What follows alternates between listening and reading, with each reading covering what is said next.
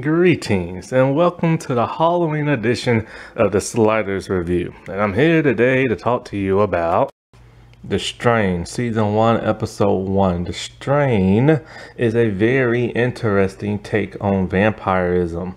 I really enjoyed this show on FX. I've talked about one episode in Season 1 where they was stuck in a gas station and vampires were just coming in everywhere. That was, in my opinion, still the best episode probably. Now when I got into this show, I got into Season 3. That was around time when I I had tablet and I was getting Wi-Fi and stuff like that, and I was looking for stuff to watch, and I saw this on FX and I just fell in love with this show. Their vampires are so unique. Now, who created this? The person who created the graphic novel, or was it novels, books, comics? I can't remember, but it was I hate saying this dude's name.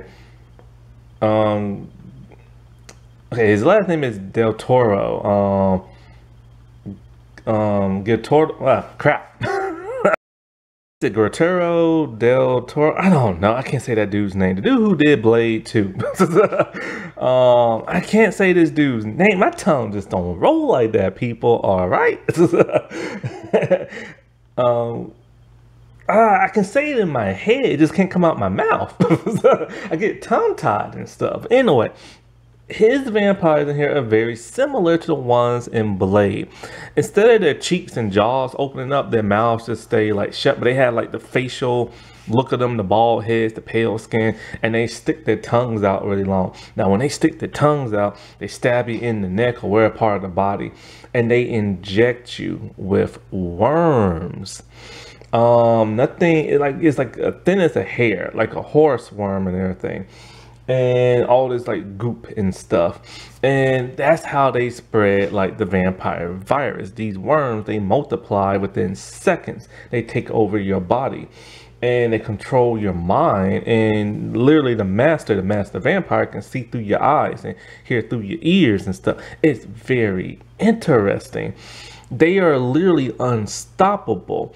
If you were to shoot one or stab one, the worms and the goo gushes out, and when it splashes on you, you get infected by the worms. And so if you get hit by a car, worms are everywhere infecting people. It's literally non-stoppable. The only way to kill these things is to use silver to the head, chop the head off, or sunlight, UV rays and stuff. This man made the ultimate killing machine when he created these things, man. And it's just freaky and stuff. Now, the only season I own is Season 3. It took me a good while to watch the entire series when it came out. When I started watching it, like I said, it started with Season 3, and then I watched Season 4. I particularly don't like Season 4, but I like Season 1, 2, and 3. And I watched those later when I first got Hulu back in the day and stuff. It's so much more different. It's truly a different, fresh breath of air when it comes to vampirism, because sometimes it gets a little old, but they do change things up. Sometimes things are supernatural, more things are scientific, and then sometimes they blend both. But I've never seen one done with worms before. And so basically, this starts off with these people on a plane, right? And when these people are on a plane, all of a sudden, one of the stewardess, he hears something down below in the storage unit. He's like, it sounds like an animal. The other stewardess person doesn't believe him until it starts trying to bust through. And then, next thing you know, there is this doctor. He goes to this place, and he's part of the CDC. And his name is Efron Goodweather. Dr. Goodweather, he's going through a problem with his marriage and everything. Him and his wife are separated. They have a son. They try to do the whole custody thing. She has a new boyfriend. He's banging his assistant, who's also a doctor, Dr. Martinez and stuff. And so he's a very arrogant, rude man who likes to take control of everything, likes to put people down, think he's better than folks. Like, you can tell why she left him. Also because he works for the CDC, and you know he's very, very busy, so there won't be like an epidemic. But he's just a controlling, nasty, rude douchebag of a man and everything. And so people just can't stand being around him. And so he's there to investigate what happened on the plane. It has landed. It did not crash. When they go there, everybody on that plane is dead except for like 4 or 6 people. But these people have no idea what has happened to them. And so they have to give like a press conference, and they don't know what the world's going on. And parents and loved ones will come in there. A man slaps him, all like, I want my daughter and everything like that. And he's all like, look, we're trying to figure out what happened, and just give us 48 hours. Well, while this is on the news, there's an old man, a Jewish man who works in a pawn shop. And his name is Abraham Setrakian. And this dude's tough as nails. These 2 guys tried to rob him.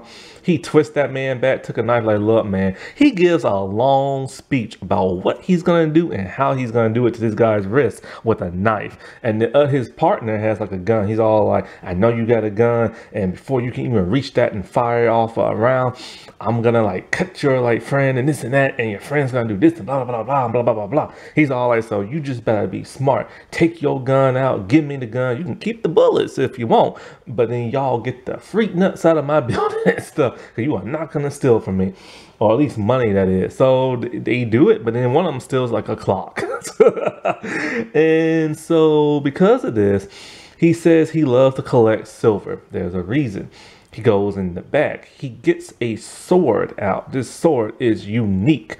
It's a long blade, but the handle is curved into that of a snake, and it's all silver. Then we see him talking to a heart, a pale heart, and a jar of water. And we don't know what the deal with this heart, but he's all like, oh, are you hungry? He cuts his finger, drops some little drops of blood into the water. Tentacles come out the heart and just starts absorbing the blood. It's like, what the world is going on? Because see, we don't know it's vampires yet. That's the thing, you know what I'm saying? And so the thing down below, it came out the storage area, and it attacked the man. It's something in a big cloak. It's like at least 7 foot tall, or at least 6 foot tall. It's thick, it's big, it's in a cloak, and it attacked the man with that giant tongue of his. And like what the world, man? Like, what the world? And so there's this Nazi dude, and God, what is his name? Thomas Introst, no, Itchhurst. And so he's this cold, calculated man who works for a man named Eldridge Palmer. Eldridge is like dying, and he's very sick, but he has a lot of power. He sends Thomas to this one dude named, I think, Miguel Gomez, I think his name is. Guillermo del Toro. That's how you say his name? I'm still trying to say that dude's name. Gil Toro. Screw him. Can't pronounce that dude's name. And so he goes to the one dude. No, Gus. That's his name. Not Gomez. His name is Gus. And Gus is a gangster who's been out of jail. He loves his family. He lives with his mom. And Thomas basically tells him, okay, I need you to do this job for me. You go and you get this merchandise. You don't look inside it. You just keep driving. You don't stop. And all this other crap. And he tells him, look, man, I don't want to go back to jail and this and that. But he does it anyway, right? So Abraham, he goes and he talks to Goodweather and stuff, and he's all like, you know, he sneaks in there and he talks to like Kent. Is that his name? I'm forgetting somebody. They have a friend. Let's see, this Gus Kent. Jim Kent, that's it, Jim Kent. He's the dude who played Raphael in the 2012 Ninja Turtle series. Oh, also Goodweather. He was Yellow Jacket in the Ant-Man movie. And Abraham, he was Fouch in the Harry Potter series. And so Abraham tries to like weasel his way and talk to like Kent, and it's all like, I need to talk to who's in charge. He talks to Goodweather, and so he's basically telling him, I know what's going on. Y'all need to prepare yourselves. Every person who died on that plane chopped their heads off. And so the doctor's like, what the world are you talking about? And he's all like, as long as he is alive, this will all continue. And they don't know who he's talking about. So they haul him away with the police and stuff. So he's getting arrested. And as he's going away, he yells at them and tells them, the casket you found. Like, if the casket is still around, destroy it and you will destroy him. And when they were searching the wreckage inside the storage area, they did see a strange casket with all these weird things on it. That's what that giant thing was. And so, like, as they go and they, like, search around, like, the plane, they find a worm.